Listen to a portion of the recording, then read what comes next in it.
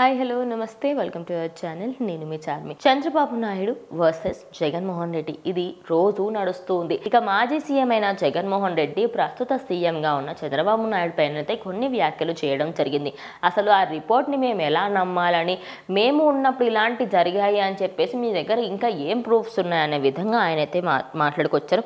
ఈ రిపోర్ట్లను బయట పెట్టకపోతే తాము తప్పు చేసినట్టు అవుతుందా, తాను తప్పు చేశానని జగన్ చెప్తున్నారని, కానీ టెండర్లకు షరతులు ఎందుకు వర్తించారని, వాళ్ళకి ఎందుకు కొత్త కొత్త టెండర్లు వేసి వాళ్ళకి ఎందుకు కొత్త కొత్త నియమాలు అవన్నీ పెట్టారని కూడా అటు జగన్మోహన్ రెడ్డికి అయితే చంద్రబాబు నాయుడు ప్రశ్నించడం జరిగింది.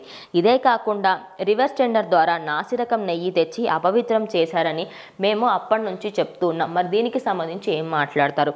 ఇప్పుడు ఈవో చెప్పలేదా, రిపోర్ట్లు లేవంటున్నారు అంటూ ఆయనైతే అటు ఒకరికి ఒకరు కౌంటర్ ఇచ్చుకుంటూ ఒకరి మాటను ఒకరు అంటుకున్నారు. అయితే అన్ని ఆలయాల్లోనూ ఇలాంటి అక్రమాలు జరిగాయని, వాటికి తాము ప్రక్షాళన చేస్తామని చంద్రబాబు నాయుడు అయితే చెప్పుకొచ్చారు. జగన్కు అసలు రాజకీయాల్లో ఉండే అర్హత ఉందా అని జగన్మోహన్ రెడ్డిని అయితే చంద్రబాబు నాయుడు ప్రశ్నించడం జరిగింది.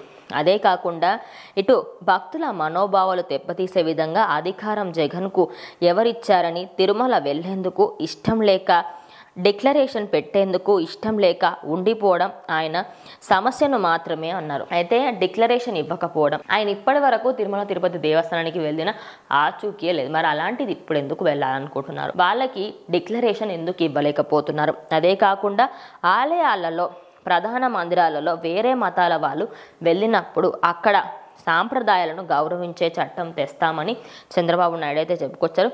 దానికి దళితులను రానివ్వడం లేదని, సరికాదని, జగన్కు విశ్వసనీయత లేదని, 4 నెయ్యి ట్యాంకర్లు వాడకపోతే తాను నాకు సంతోషిస్తానని, అంటే ఏమైపోతుందంటే సిచ్యువేషన్ ఇక్కడ ఇద్దరికీ సంబంధించి అటు మేము తప్పు చేయలేము అని జగన్మోహన్ రెడ్డి, మేము అసలు నెయ్యిని కల్తీ చేయలేమని చెప్పేసి ఆయన, అంటే సపోజ్ ఒక 400 రూపాయలు ఉందని మేము ఒక 20 రూపాయలు తక్కువ చేసి తీసుకున్నాము, కొంచెమైన అమౌంట్ తగ్గుతుందేమో అని చెప్పేసి అయితే ఆయన అంటున్నారు. అసలు 400 రూపాయలకి 500 రూపాయలకి నెయ్యి ఎవరు ఇస్తున్నారు నీకు?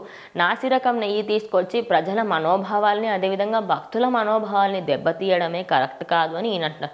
అసలు నీకు అసలు అర్హతనే లేదు అనే విధంగా కూడా చంద్రబాబు నాయుడు అనడంతో ప్రజెంట్ వీళ్ళిద్దరికీ సంబంధించిన వివాదం కాస్త కొంచెం కొంచెంగా పెరుగుతూ వస్తుంది. మరి దీనికి సంబంధించి ఫర్దర్లో ఎలాంటి రిపోర్ట్స్ బయటకు వస్తాయి, ఎలాంటి డీటెయిల్స్ బయటకు వస్తాయని అయితే వెయిట్ చేసి చూడాలి.